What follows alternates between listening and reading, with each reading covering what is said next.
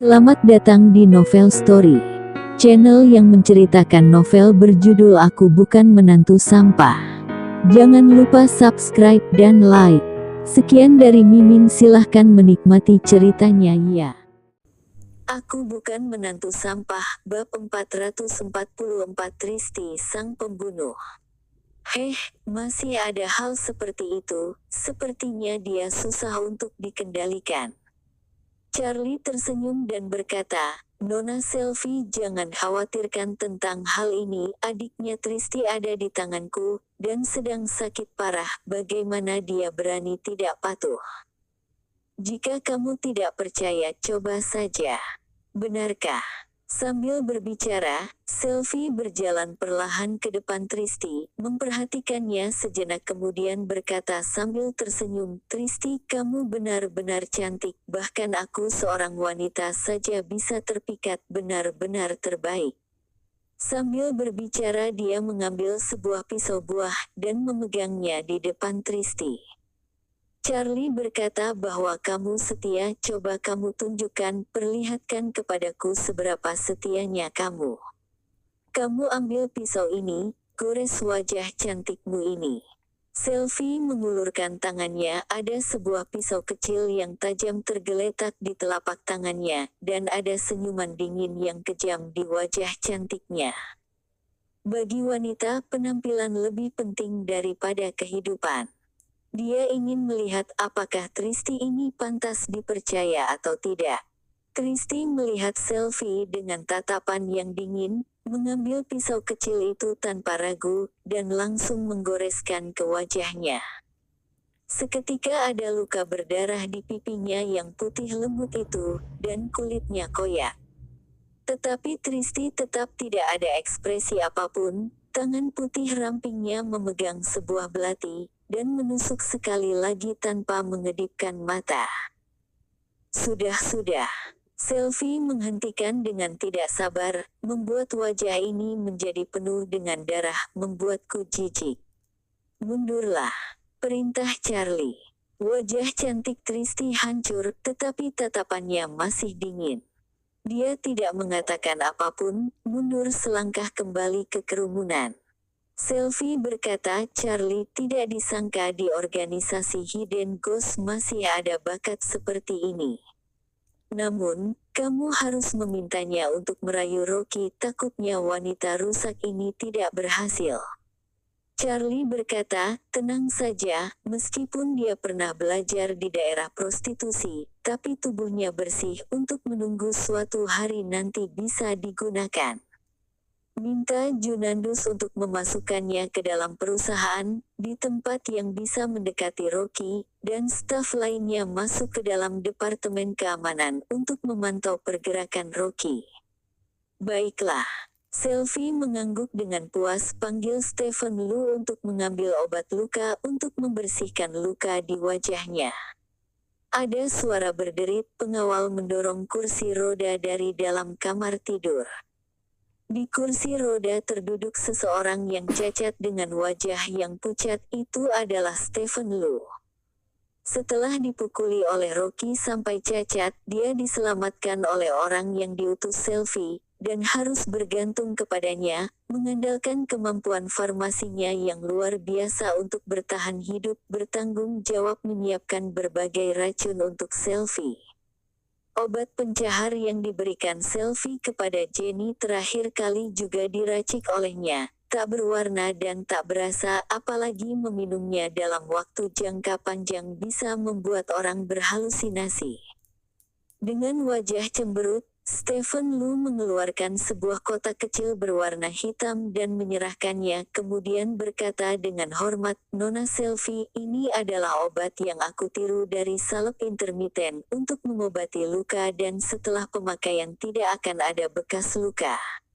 "Oke." Setelah Selvi mengambilnya, dia melemparkan kepada Tristi dan berkata, "Ingat, besok setelah kamu memasuki perusahaan patungan, pikirkan cara untuk mencuri resep obatnya." Meskipun obat Stephen Lu mirip dengan salep intermiten, tetapi efeknya hanyalah setengahnya, dan biayanya bahkan lebih mahal 2-30 kali lipat. Baik, Kristi mengambil kotak obat itu, dan menganggukkan kepalanya. Titik titik titik titik titik titik. Baru saja sampai di villa, Rocky sudah menerima telepon dari Dewi. Rocky, apakah pembukaan perusahaan hari ini berjalan dengan lancar? Sayang sekali aku tidak berada di kota Wasa, kalau tidak aku pasti akan pergi menemanimu. Lancar, kata Rocky, tentu saja dia tidak ingin istrinya khawatir. Oh iya, apakah bungaku sudah ditemukan?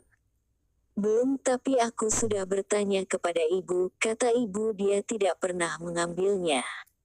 Kata Dewi, terlalu banyak barang di villa, bonsainya ayah saja sudah beberapa puluh pot, aku akan cari lagi. Oke, Rocky juga tidak bisa apa-apa, meskipun dia memiliki firasat buruk di hatinya, tapi sekarang dia tidak bisa kembali ke kota Gopo. Saat berbicara, Dewi menjadi ragu sejenak, dan berkata dengan canggung, ibu memintaku mengatakan satu hal kepadamu. Ibu datang ke kota Wasa. Rocky menjadi waspada seketika. Apakah wanita tua ini ingin datang? Bukan. Dewi segera menjelaskan, dan berbicara dengan ragu-ragu, ibu ingin memintamu mencarikan pekerjaan untuk paman. Bukankah paman punya perusahaan? Rocky bertanya dengan curiga. Dia ingat ketika Rino datang ke kota Gopo, dia membual dengan sangat berlebihan, dan berkata bahwa dia sendiri bekerja di perusahaan besar, dan mempunyai sebuah perusahaan kecil. Pada saat ini, ada bisikan dari seberang telepon, dan kemudian terdengar suara Jenny yang arogan. Putriku, buat apa kamu berbicara omong kosong dengannya? Langsung katakan saja, dia berani berkata tidak. Itu adalah paman kandungnya sendiri. Rocky mengerutkan keningnya, sepertinya ponsel istrinya telah direbut oleh ibu mertuanya. Pada saat ini, terdengar suara Jenny. Rocky, besok kamu aturkan pekerjaan untuk paman dan bibimu di perusahaanmu. Mereka sekarang menganggur di rumah, kamu harus menjaganya dengan baik. Nada perintahnya membuat Rocky merasa muak dan mendengus. Pusat pekerjaan tidak jauh, kamu pergi cari sendiri saja. Rocky, kamu bahkan tidak menolong paman kandungmu. Apakah kamu masih memiliki hati nurani? Jenny marah dengan kesal, jika kamu tidak membantu pamanmu mencari pekerjaan, aku akan pergi ke kota Wasa sekarang, memintamu untuk menceraikan putriku, lagi pula villa itu adalah atas namaku, setelah bercerai kamu akan pergi tanpa membawa apa-apa, dan tidur di jalanan. Amarah Rocky langsung memuncak ke kepalanya, dan berkata dengan dingin, Jenny, jika kamu tidak ingin tinggal di villa di kota Gopo, aku akan menelepon perusahaan pemindahan sekarang untuk mengusirmu keluar. Kamu, Jenny kesal, sampah ini bahkan berani memarahinya. Dia ingin marah beberapa kata, tiba-tiba dia teringat bahwa villa di kota Gopo masih bukan atas namanya sendiri, dan seketika dia menelan kembali kata-katanya. Di sebelahnya Andrew sedang memegang cangkir teh, dan berkata dengan marah, apakah kamu tidak bisa bersikap lebih baik terhadap Rocky? Orang sedang bekerja di kota Wasa, bukankah untuk menghasilkan uang? Menghasilkan uang apanya? Marah Jenny. Meskipun dia mengumpat, tetapi di dalam hatinya dia memikirkan rencana.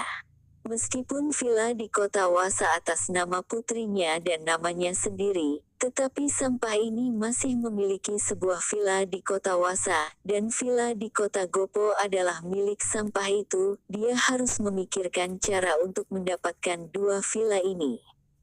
Selain itu, meskipun Rocky adalah kerabat jauh yang diremehkan di keluarga Lin, tapi dia memiliki keahlian khusus, dan Rocky langsung memberinya 5 miliar. Sekarang dia pasti masih bisa meminta uang lagi. Memikirkan hal ini, sikap Jenny menjadi lemah lembut seketika, menyeka air mata dan berpura-pura menangis. Rocky, ibu juga tidak bisa apa-apa. Paman dan bibimu sudah menderita di kota Wasa. Kamu lihat betapa menyedihkannya mereka.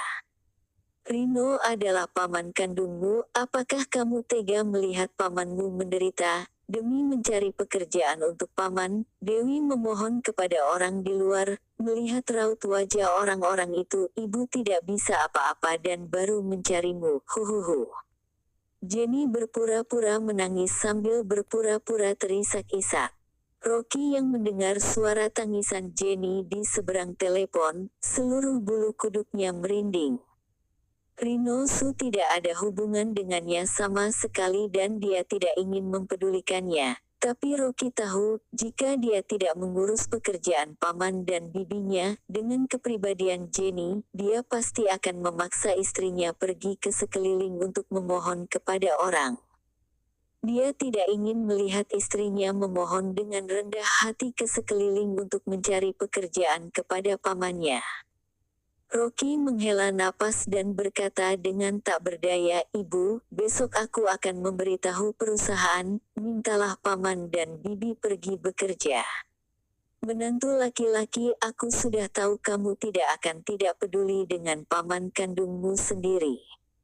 Seketika Jenny langsung tertawa dan segera berkata, "Kamu aturkan jabatan manajer umum atau wakil direktur untuk pamanmu. Semakin tinggi gajinya akan semakin bagus, pekerjaannya semakin sedikit akan semakin bagus. Yang paling baik adalah tidak perlu mengerjakan apa-apa tetapi masih bisa mendapat gaji beberapa puluh juta." Terima kasih telah menonton, jangan lupa like, komen dan subscribe ya teman-teman agar saya semangat melanjutkan novel ini. Jika ada yang kurang baik silahkan komen di bawah agar saya memperbaikinya. Sekian dan terima kasih ya.